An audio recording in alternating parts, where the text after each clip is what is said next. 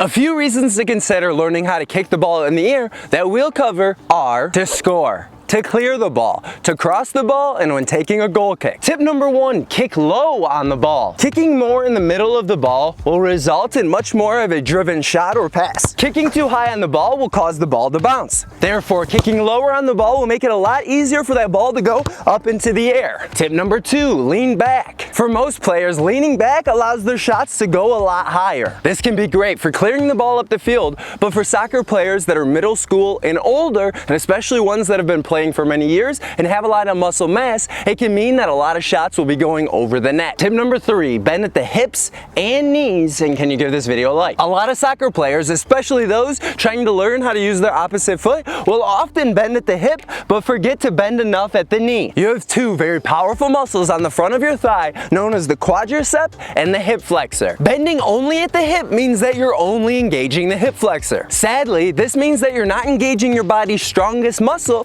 the quadricep. Therefore, by bending at the hip and at the knee, you're going to be able to get more power to be able to strike the ball into the air. Tip number 4, use the bone of your foot. The bone of your foot, where the leather meets the laces, is the hardest part of your foot, so by hitting the ball with the hardest portion of your foot, it makes it even easier for the ball to go higher into the air. By the way, I'm Dylan Joseph, trainer and #1 best-selling Amazon author. Tip number 5, follow through. Make sure to follow through after striking the ball for more power in one of two ways. Follow through by using both your leg and your body. Following through means that you're not stopping your leg when it makes contact with the ball, but instead you keep your leg going through the ball as you go and strike the ball. Also, by only following through with just your leg, you limit your shot power.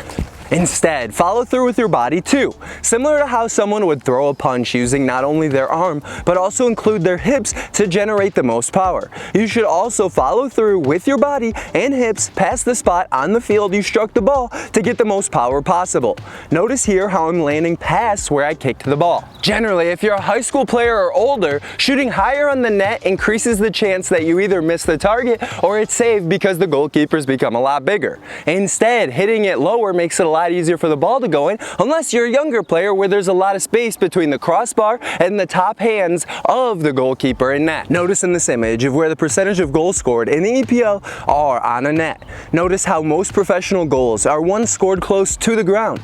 So though upper 90 shots look sweet and are great to aim for in free kicks, you should be shooting low and driven or bent shots away from the goalkeeper to increase your chance of scoring. However, you may be wanting to kick the ball in the air in order to clear it. Then that's perfectly fine. Aim to clear the ball to either sideline towards the 50-yard line or far enough past the defensive line so that they have to turn their backs in order to be able to collect the ball and they can't just bomb it back into the box and continue their attack. This is also really beneficial if you have a speedy forward or striker that you can play the ball up the field and they can run onto it and potentially create the opportunity of a breakaway. Therefore, crosses into the box as well as changing the side of play from one side of the field to the other often requires balls that are in the air. Unless there's a clear path on the ground to your teammate, which is unlikely, it's going to be intercepted. If you're taking a goal kick, then definitely being able to kick the ball well into the air is super important, unless it makes more sense to pass it to a teammate so you can possess the ball from the back. With the change in rules now, allowing a defensive player to be in the box with the goalkeeper without having any players from the other team inside the 18-yard box, the new rules make it so that it makes even more sense that you pass it to a teammate within the box